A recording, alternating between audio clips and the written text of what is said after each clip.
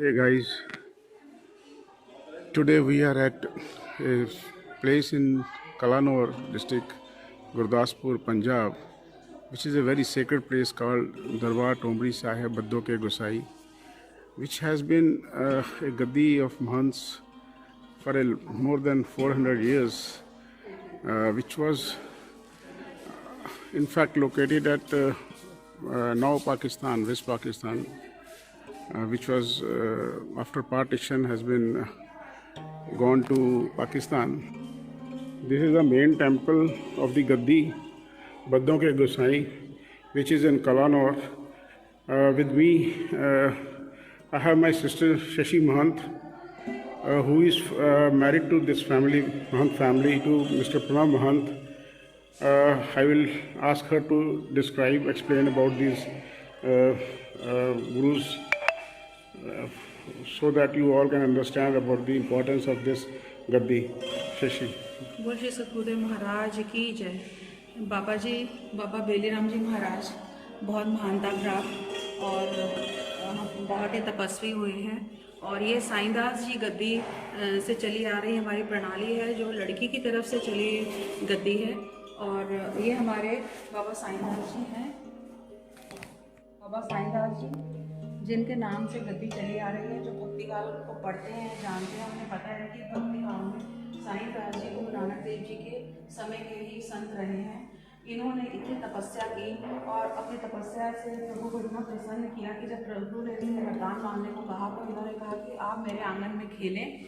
विष्णु भगवान का अवतार श्री रामानंद जी, बाबा रामानंद जी, जिन्होंने इनके घर में जन्म लिया और 12 साल तक इनके घर में पुत्र के रूप में रहे और 12 साल बाद आप ज्योति ज्योत समा गए।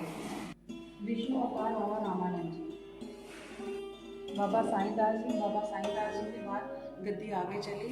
और जो बूढ़ा डल्ला पाकिस्तान से जो गद्दी चली है बद्दों के गोसाइयाँ से, जिसके हमारे एक भाई ने पाकिस्तान से वीडियो भी एक पाकिस्तान के वीडियो यूट्यूबर हैं, उन्होंने वहाँ की गद्दी जहाँ पर थी उस मंदिर की और उस पूरे कॉम्प्लेक्स की वीडियोस बनाई थी, जो देख के हमें प्रेरणा मिली कि हम उस वहाँ से आगे जो गद्दी चली है हम उसको आगे मूव करें।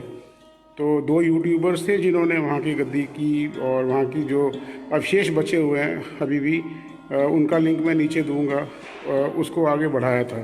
तो हम वहाँ से इस जो भी गद्दी लाइव है उसको आगे बढ़ा रहे हैं।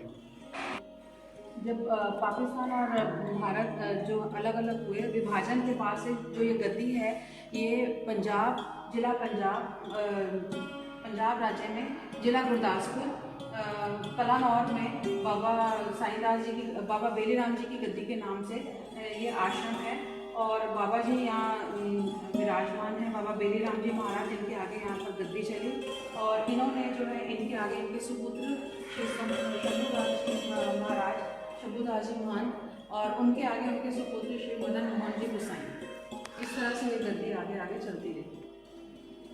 बाबा मदन मोहन जी गोसाई, बाबा मदन मोहन महंत जी गोसाई, बाबा बेलीराम जी के सबसे बड़े पौत्र, जिनको आगे गद्दी सौंपी गई, जो मैकेनिकल इंजीनियर, रेलवे में मैकेनिकल इंजीनियर होते हुए जिन्होंने इस गद्दी को पूरी श्रद्धा, पूरी तपस्या के से संभाला और लगभग 37 वर्षों तक इस गद्दी की सेवा की। और 2014 में आप ज्योति ज्योत समा गए। शिवरात्रि के दिन आप ज्योति ज्योत समा गए। महंत बाबा मदन मोहन गोसाई, गोसाई गद्दी के कई सेवक जो है उन्होंने अपनी सेवा से इस भूमि को और अधिक अपना योगदान दिया है, जिनमें सबसे ज़्यादा जो योगदान है वो नैयर परिवार का रहा है। और आप नैयर परिवार के सबसे बड़े सदस्य श्री राजेंद्र नैयर, जो बाबा जी के अंग संग रहे और ये भी अपना वैकुंठ धाम को प्राप्त कर चुके। बाबा मदन मोहन जी के परम सेवक श्री सुरेंद्र मल्होत्रा, ये सब सेवक दिल्ली से थे जिन्होंने बाबा जी के अंग संग रहे और बाद में वैकुंठ धाम को प्राप्त किया। This is a complete view of the temple, जहाँ पर कि सारे गुरुओं की गुरु विराजमान हैं। लोग बड़ी श्रद्धापूर्वक यहाँ पर आके नमन करते हैं और उनका आशीर्वाद प्राप्त करते हैं। गोसाई गद्दी के साथ बेरी के वृक्ष की कथा बहुत प्रचलित है। हमारे पाकिस्तान वाले बूढ़े डल्ले वाले मंदिर में भी बेरी और सरोवर पाया जाता है, जिस परंपरा को बढ़ाते हुए आगे कलां और धाम में भी बेरी का वृक्ष लगाया गया था, जो आज अपना भरपूर रूप में बेर का फल दे रहा है, जो प्रसाद के रूप में ग्रहण किया जाता है।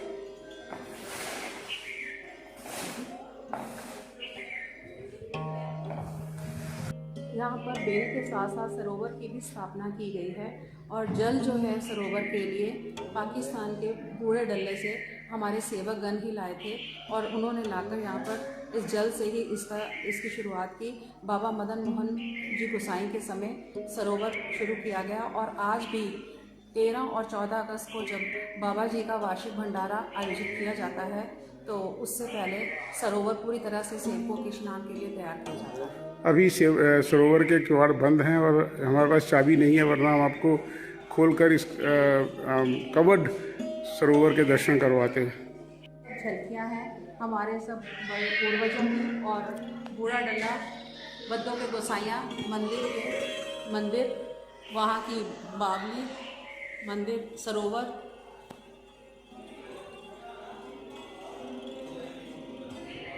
बाबा मदन मोहन जी गोसाई सरोवर, बाबा शंभू दास जी गोसाई,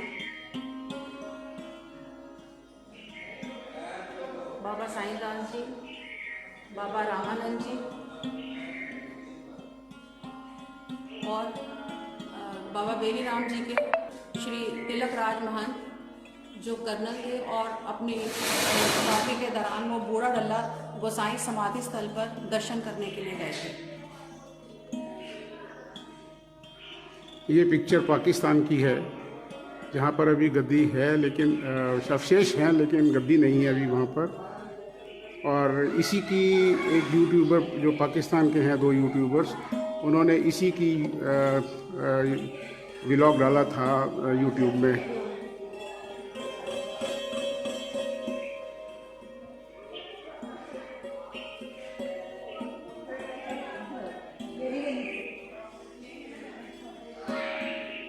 ये मिसेस शशि महंत हैं, जो कि इस गद्दी से जुड़ी हुई हैं। इनके पति प्रणब महंत, जो कि गुरुजी मदन मोहन महंत जी के पुत्र हैं, और इन्हीं ने पूरे इस वीडियो में इस गद्दी के बारे में डिटेल में एक्सप्लेन किया है, जिनका मैं थैंकफुल हूँ। और आगे भी कुछ और भी चीज़ें हैं जिसका ये एक्सप्लेन करेंगी। Let's go forward. ये इस आश्रम का सबसे प्राचीन मंदिर है श्री राम मंदिर, और यहाँ की जो मूर्ति स्थापना है, इनके दोबारा कभी मूर्तियों को बदला नहीं गया है। जैसे सभी मंदिर का जो है पुनरुद्धार किया जाता है, परंतु ये मूर्तियाँ बहुत प्राचीन समय से यहाँ विराजमान है। जय श्री राम। जय श्री राम। ये गद्दी का मेन कॉम्प्लेक्स है, जहाँ पर गुरुजी बैठकर सबको आशीर्वाद और नाम दीक्षा देते थे।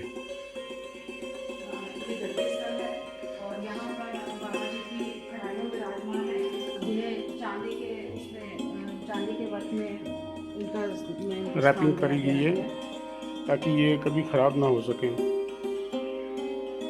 और बाबा जी की जो गद्दी है, ये लकड़ी की बनी हुई है, और ये बहुत पुरानी गद्दी है, जिसे अब टाइलों के बीच में स्थापित कर दिया गया है, ताकि ये किसी भी तरह से इनका नुकसान ना हो, और ये इसी प्रकार से मेंटेन रहे। बाबा जी की मूर्तियाँ विराजमान है यहाँ पर। बाबा जी अपने आसन पर बैठ के भक्तों को जो है अपना आशीर्वाद देते हैं, और भंडारे के समय बाबा जी इन्हीं दिनों में यहाँ पर विराजमान रहते हैं, और अपने आशीर्वाद से सबको सराबोर करते हैं। और एक खासियत बात यह है कि यहाँ का जो प्रसाद है वो गुड़ और चीकू का फल होता है। चौदश का इस गद्दी के साथ विशेष महात्म्य है। पूर्णमासी से पहले जो चौदश आती है, उस चौदश को यहाँ पर गुड़ का प्रसाद बनाया जाता है। गुड़ के चावलों का प्रसाद बनता है, और उसके ऊपर गेहूँ जो है वो उबाली हुई गेहूँ डाली जाती है। ये इस गद्दी का प्रसाद है।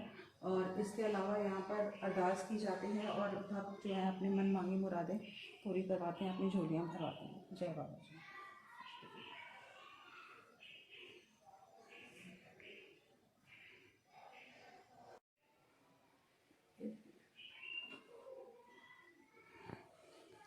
ये बाबा जी का जो है विशेष सोने का स्थान है और हमेशा से हमने जो है अपने गुरुजी को इस पर ही सोते हुए देखा है। उनका आज भी ये पलंग जो है यहाँ पर विराजमान है। ये अन्नपूर्णा रसोई है। लंगर हो या वैसे जब भी यहाँ पर कोई सेवकगण आए हों तो रसोई इसी में बनती है। इस गद्दी के साथ एक मानता है कि जब तक भंडारा किया जाता है तो जितने भी सेवक अंदर रहकर सेवा करते हैं, लंगर प्रसाद देते हैं, वो पर्दे के अंदर से ही लंगर की सप्लाई करते हैं और जो सेवक अंदर होंगे वो लंगर के दौरान अंदर ही रहेंगे और अंदर से बाहर नहीं आ सकते, बाहर के सेवक अंदर नहीं जा सकते। इससे जो है रसोई की बरकत होती है। इसके पीछे भी ये चीज़ जुड़ी हुई है कि चाहे अंदर लंगर में कितना भी सामान कम हो या ज़्यादा हो, पर भंडारा कभी कम नहीं पड़ता और भंडारा भरपूर रहता है। हमारी अन्नपूर्णा रसोई। यहाँ जो है ऊपर हम अब फर्स्ट फ्लोर पर आ चुके हैं, जहाँ पर सेवकों द्वारा योगदान देते हुए यहाँ पर कई कमरे बनाए गए हैं। स्वर्गीय श्रीमती प्रेम रानी की याद में उनके पति श्री गौतम लाल जी ने और अमृतसर में ये कमरा बनवाया है और अलग अलग कमरे इसी तरह से सुरेंद्र कुमार मल्होत्रा की याद में उन्होंने अपने स्वर्गीय पत्नी श्रीमती कमला देवी मल्होत्रा जी की याद में ये कमरा निर्माण किया है और इसके बने जो सेवकों के योगदान से तैयार किए गए हैं। और सावन के महीने की जो चौदश होती है उसको यहाँ पर जो रौनक है वो भरपूर अपने उस पर होती है, क्योंकि बाबा बेली राम जी का जन्म दिवस मनाया जाता है जो सावन की चौदश को मनाया जाता है। 13 और 14 अगस्त को यहाँ पर बाबा जी का श्री रामायण जी का पाठ रखा जाता है। बाबा जी की झांकी निकाली जाती है पूरे शहर में और रामायण पाठ के भोग के बाद सत्संग किया जाता है, हवन किया जाता है और अटूट बाबा जी का भंडारा चलता है और रात को माता रानी की चौकी सजाई जाती है। जी। आज बाबा जी ने हमें इस पावन जगह पर बुलाया है दर्शन के लिए। हम सब परिवार समेत यहाँ पर आए हैं और उनकी आशीर्वाद प्राप्त किया है। A view from top of this temple, great temple.